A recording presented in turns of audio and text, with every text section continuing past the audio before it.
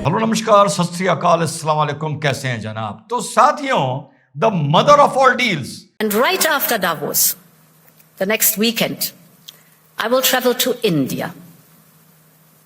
There's still work to do, but we are on the cusp of a historic trade agreement. Indeed, some call it the mother of all deals. गणतंत्र दिवस की आप सबको लाख लाख शुभकामनाएं। इस बार गणतंत्र दिवस एक भारत के लिए सेरेमोनियल या भारत की एकता और शक्ति का प्रतीक नहीं था, बल्कि भारत की जियो इकोनॉमिक पॉलिटिक्स का भी प्रतीक बना है, जियो स्ट्रेटेजिक अलायंस का प्रतीक बना है, जहां मुख्य अतिथि बन के आई थी यूरोप कमीशन की chairperson miss Ursula and European council के प्रेसिडेंट एंटोनियो कोस्टा। तो साहब, ये जो दोनों ने, यूरोपियन यूनियन ने और भारत ने और मोदी जी ने मिलकर छक्का मारा है, जो 200 करोड़ लोगों को अफेक्ट कर रहा है, और ये लगभग अभी तक की सबसे बड़ा एक फ्री ट्रेड एग्रीमेंट माना जा रहा है। साहब, पहले देखते हैं कि बाहर का मीडिया इस पर लिख क्या रहा है।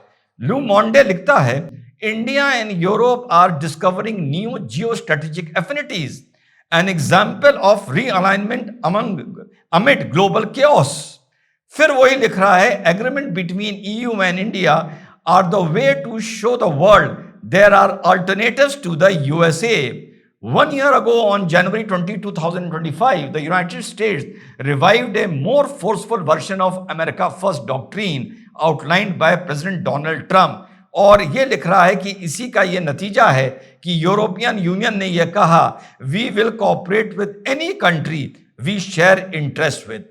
रॉयटर्स लिख रहा है, India EU wrap up talks for landmark trade deal among strained US ties.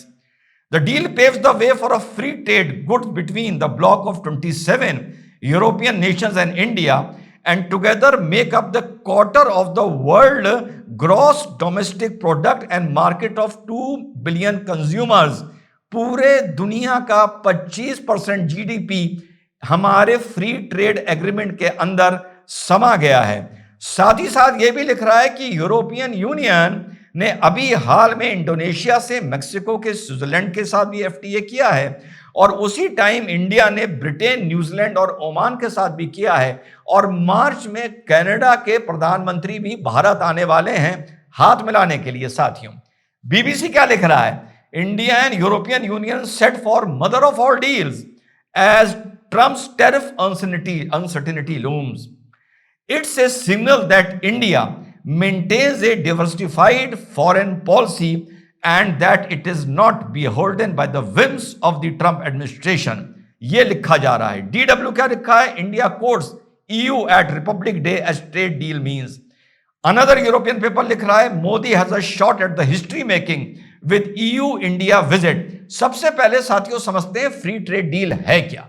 Trade सभी देशों के बीच में आपस में चलती रहती है, लेकिन जब फ्री ट्रेड एग्रीमेंट हो जाता है तो समझ लीजिए दरवाजे खुल जाते हैं। यस, दोनों ब्लॉक अपना अपना इंटरेस्ट देखते हैं, लेकिन कोई कोटाज हो, ट्रेड कंडीशंस हो, टैरिफ्स हो, उनको न्यूनतम पे ले आया जाता है और खत्म कर दिया जाता है। जो गल्फ काउंसिल है उसके साथ भारत का ट्रेड 2024 में था $161 बिलियन, यूरोपियन यूनियन के साथ था 135, एशियान रीजन्स के साथ था 120, यूएसए के साथ 130 एंड चाइना के साथ 120 बिलियन डॉलर्स में बता रहा हूं। यूरोपियन यूनियन के अगर 135 बिलियन डॉलर की बात करें तो लगभग 75-80 बिलियन डॉलर भारत उनको एक्सपोर्ट कर रहा था और उनसे ले कम रहा था। आंकड़ा लगाया जा रहा है और अनुमान लगाया जा रहा है कि आने वाले 3 से 5 साल में भारत का एक्सपोर्ट यूरोपियन यूनियन के लिए 3 गुना हो सकता है, यानी 225 बिलियन डॉलर हो सकता है। वैसे भी अमेरिका के टैरिफ का कोई असर नहीं पड़ रहा था। कल ही हमारी आपकी बात हुई थी कि इंडिया के एक्सपोर्ट 20% राइज किए हैं, और यह हुआ है साथियों सोने पे सुहागा। यूरोपियन यूनियन को एक स्टेबल गवर्नमेंट चाहिए थी, एक स्टेबल मार्केट चाहिए था, एक ऐसा मार्केट चाहिए था जिसपे वो भरोसा कर सके, और आज वो चीज बड़ी इंपॉर्टेंट है, उसे ऐसा मार्केट चाहिए था जहां उसको यकीन हो कि ये चाइना और अमेरिका के प्रेशर में नहीं आता। ये वही यूरोपियन यूनियन है जो यूक्रेन और रशिया वॉर की स्टार्टिंग में भारत के ऊपर उंगली उठा रहा था, भारत को प्रेशराइज कर रहा था कि आप वेस्टर्न ब्लॉक में आइए। भारत पर उंगली उठा रहा था, भारत को प्रेशराइज कर रहा था, लेकिन इसने देख लिया कि भारत अब झुकने वाला नहीं है और आंख में आंख दिखा के, चाहे चाइना की दादागिरी हो, चाहे अमेरिका की दादागिरी हो, इनकी आंखों में आंखें डालकर देखता है। और यूरोप चाइना के रोड एंड बेल्ट इनिशिएटिव के चलते और अमेरिका की ग्रीनलैंड और टेरिफ की दादागिरी के चलते दोनों को झेल रहा था। अमेरिका ने तो ऐसा कर दिया कि भाई तुम हो क्या, कुछ नहीं हो, डस्टबिन हो तुम, नेटो तक का मजाक उड़ा दिया। तो इनको एक तीसरा ऑल्टरनेटिव क्या मिला? यूरोप को फाइनली मिला भारत। यह यूरोप वही देश है जिसने, माने एक समूह है जिसने भारत के 700 फार्मास्यूटिकल जो भारत में क्लिनिकली टेस्ट किए जाते हैं उनको बैन कर दिया था। पता है ये कहां से चीज पलटी? ये पलटी जब कोविड में हम लोगों ने आपदा को अवसर बनाया और हमारी वैक्सीन पॉलिसी से पूरी दुनिया को नजर आया कि इंडिया का फार्मास्यूटिकल कितना डेवलप कर चुका है। साथियों, अब क्या क्या चीजें हमारे भारत से वहां और जा सकती हैं? जब हम इसको देख रहे थे, textiles, apparels, pharmaceuticals, chemicals, jewellery, leather, ये सब चीजें जा सकती हैं। हमारे देश में वहां से मैन्युफैक्चरिंग आ सकती है। वो हमारे क्या भेजने में ज्यादा इंटरेस्टेड होंगे? यूरोप ज्यादा इंटरेस्टेड होता है लग्जरी आइटम्स में, कुछ इलेक्ट्रॉनिक्स आइटम्स में और डेफिनेटली कार्स में। तो कार्स में ये समझ लीजिए कि वॉक्सवैगन हो गया, बीएमवी हो गई, मर्क हो गई।